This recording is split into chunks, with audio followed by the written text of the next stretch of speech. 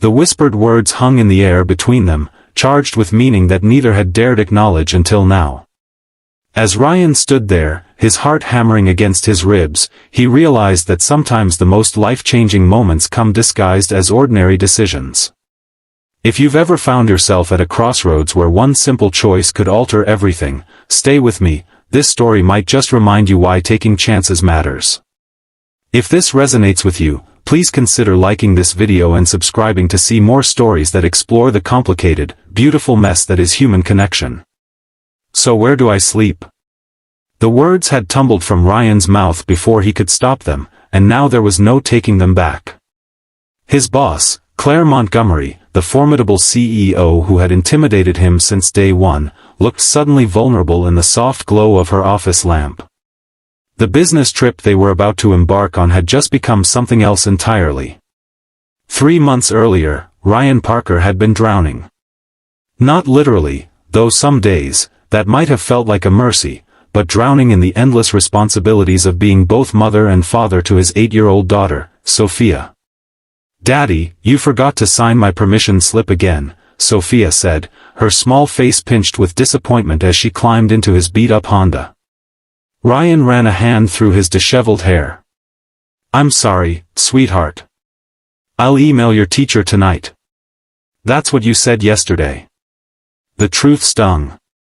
Since Melissa had walked out 2 years ago, claiming she wasn't cut out for motherhood, Ryan had been trying to hold their world together with duct tape and sheer determination.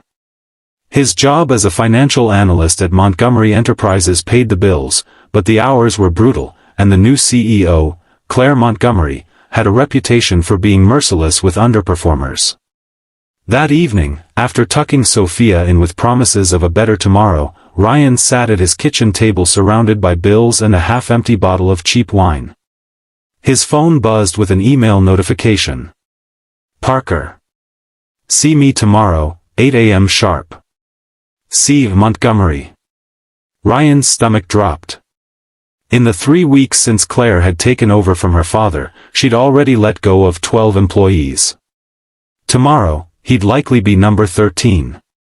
"Mr. Parker, do you know why you're here?" Claire Montgomery sat behind her imposing glass desk, her dark hair pulled into a severe bun that emphasized her sharp cheekbones and penetrating gray eyes. "I assume it's about the Westfield account," Ryan said, trying to keep his voice steady. "I know I missed the deadline, but my daughter was sick, and—" "It's about the Westfield account, yes," Claire interrupted, "and the Donovan proposal, and the quarterly projections that were due last Friday." She leaned forward. "Your work has been consistently late and below standard for the past month." Ryan swallowed hard. "Ms. Montgomery, I understand how this looks. I'm not making excuses, but I'm a single father, and sometimes I don't care about your personal circumstances, Mr. Parker."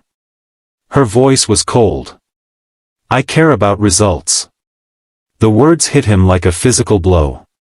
He thought of Sophia, of the promise he'd made to always provide for her. "Please," he said quietly. "I need this job." Something flickered across Claire's face, so briefly he almost missed it. She studied him for a long moment, then sighed. "The Tokyo account. Excuse me? We're pitching to Nakamura Industries next month. It's a $50 million deal that could transform this company." She tapped her manicured nails against her desk. "I need someone who understands their financial structure. Someone like you." Ryan blinked in confusion. "You want me on the Tokyo account?" "What I want is competence, Mr. Parker. You have 2 weeks to prove you can deliver that. If you impress me with the preliminary analysis, you'll join me in Tokyo for the pitch." She raised an eyebrow. "Consider it your last chance." For the next 2 weeks, Ryan worked like a man possessed. He arranged for his neighbor, Mrs. Chen, to watch Sophia after school. He stayed up until the early hours, poring over Nakamura's financial history, identifying patterns and opportunities that others had missed. When he finally presented his findings to Claire, he expected the same cool dismissal she gave everyone. Instead, she listened intently, occasionally asking razor-sharp questions that pushed him to defend his analysis. "This is thorough," she said when he finished, which from Claire Montgomery was practically a standing ovation. "You'll need a passport for Tokyo.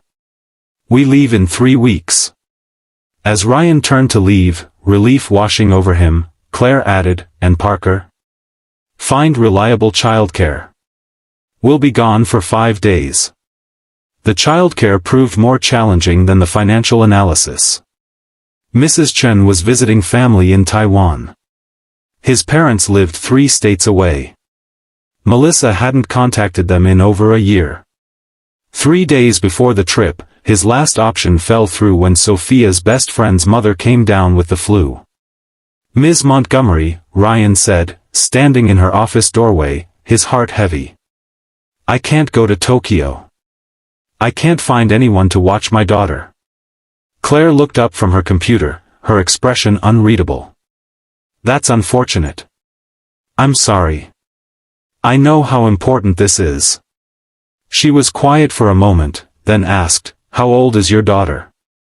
8. "And there's no one at all who can watch her?" Ryan shook his head. "Her mother isn't in the picture. I've tried everyone." Claire tapped her pen against her desk, then made a decision. "Bring her." "What?" "Bring your daughter to Tokyo. The company will cover her expenses." When Ryan stared at her in disbelief, she added, "This deal is too important, and your analysis is too valuable to leave behind. Make the arrangements." Tokyo was a sensory overload of neon lights, crowded streets, and unfamiliar sounds. Sophia was wide-eyed with wonder, clutching Ryan's hand as they navigated the bustling city. To Ryan's surprise, Claire had arranged adjoining rooms at the hotel, with a connecting door that could be left open so he could hear Sophia at night. Even more surprising was how Claire interacted with his daughter, not with condescension or forced cheerfulness, but with the same direct respect she showed adults. "Do you like mathematics, Sophia?" Claire asked over dinner their first night. Sophia nodded enthusiastically. "I'm the best in my class at multiplication. That's a valuable skill. Numbers never lie, unlike people." Ryan raised an eyebrow. "That's a cynical view to share with an 8-year-old. Claire met his gaze. "Is it cynical to value truth?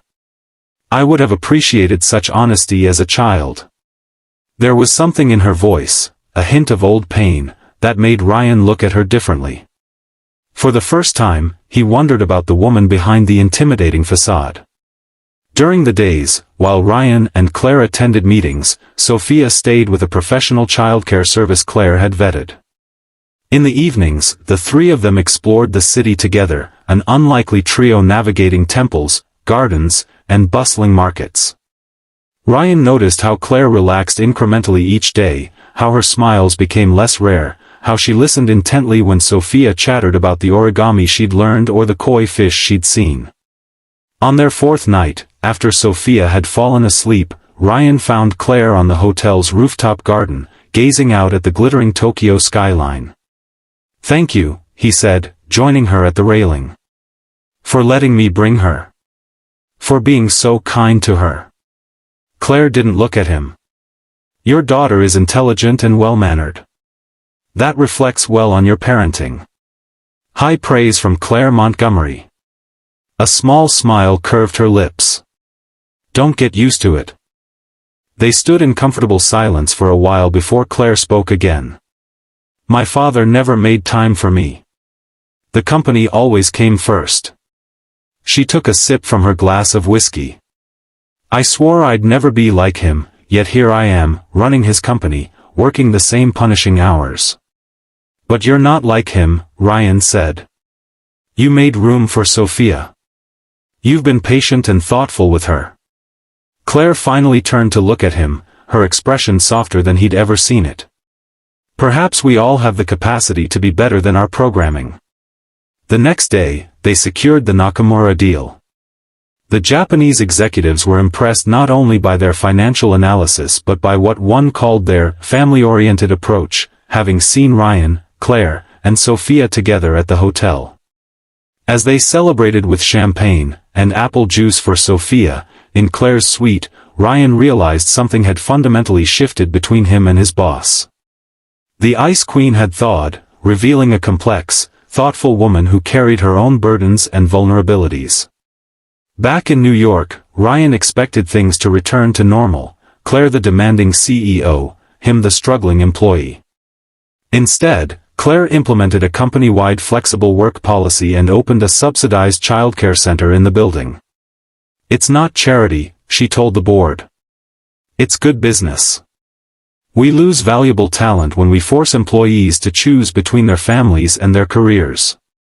Ryan occasionally caught her watching him across the office, her expression thoughtful. Sometimes, she'd stop by his desk with questions that seemed more like pretexts for conversation.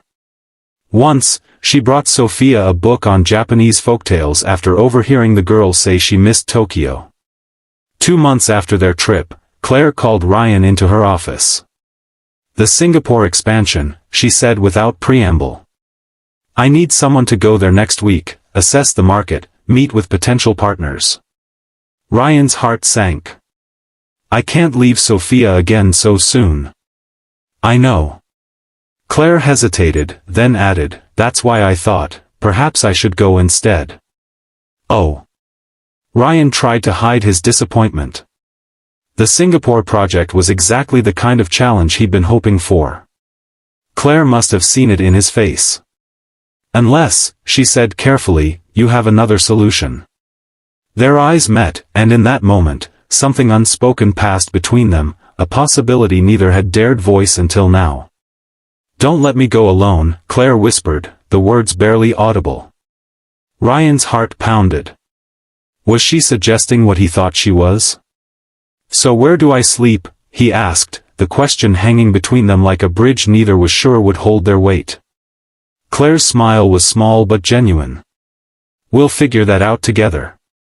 The Singapore trip marked the beginning of something neither Ryan nor Claire had been looking for but both desperately needed. They moved cautiously at first, both carrying scars from their pasts, Claire from her cold, distant father and failed relationships with men who wanted her money or power, Ryan from Melissa's abandonment and the crushing responsibility of single parenthood. But Sophia proved to be the unexpected glue that bound them together. She adored Claire's no-nonsense approach to life, her intelligence, and her hidden playful side that emerged during board game nights and weekend adventures. 6 months after Tokyo, Claire joined them for Thanksgiving dinner, the first holiday she'd celebrated with anyone other than business associates in years. As they sat around Ryan's modest dining table, Sophia proudly serving the pumpkin pie she'd helped bake, Claire reached for Ryan's hand under the table. "I never thought I'd have this," she confessed later that night, after Sophia had gone to bed. "A family. Someone who sees me as Claire, not as Montgomery Enterprises." Ryan brushed a strand of hair from her face. "I never thought I'd find someone who would love not just me, but my daughter too." "She makes it easy," Claire said. "You both do." There were challenges, of course. Claire's workaholic tendencies didn't disappear overnight. Ryan sometimes struggled with Claire's wealth and the power imbalance of their professional relationship. Sophia had moments of insecurity, fearing that Claire might leave them just as her mother had. But they faced each obstacle together, with honesty and patience. Claire stepped back from some of her CEO responsibilities, delegating to a team she finally learned to trust. Ryan accepted a promotion to head of financial strategy, reporting to the COO rather than directly to Claire. And they both reassured Sophia daily that their family, unconventional as it was built to last. A year after Tokyo, Claire sold her sleek penthouse apartment and moved into Ryan's cozy brownstone, bringing with her only the possessions that truly mattered, her books, her father's old record collection, and a newfound capacity for joy. "Daddy, is Claire going to be my mom now?" Sophia asked one evening as Ryan tucked her in. Ryan glanced at Claire, who stood in the doorway, her expression vulnerable. "Claire is Claire," he said carefully. "She loves you very much, in her own special way. Is that okay with you? Sophia considered this, then nodded. I think I like having a Claire better than having a mom. Moms can leave, but Claire promises she's staying forever. Claire crossed the room and sat on the edge of Sophia's bed. That's right, she said, her voice thick with emotion. Some promises are unbreakable. That's one of them.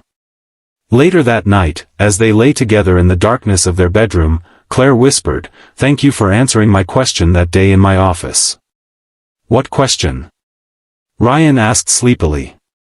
When I said, "Don't let me go alone." You asked where you would sleep. She propped herself up on one elbow to look at him. You could have pretended not to understand what I was really asking. You could have played it safe. Ryan smiled, remembering his moment of boldness. Sometimes the biggest risks bring the greatest rewards. Indeed, Claire agreed, settling back against his chest. And sometimes what looks like the end of your story is actually just the beginning. If this story touched your heart, please consider liking this video and subscribing to our channel for more content that explores the unexpected journeys life takes us on. Remember that sometimes the most beautiful chapters of our lives begin with a single moment of courage, a whispered invitation, an honest question, a leap of faith.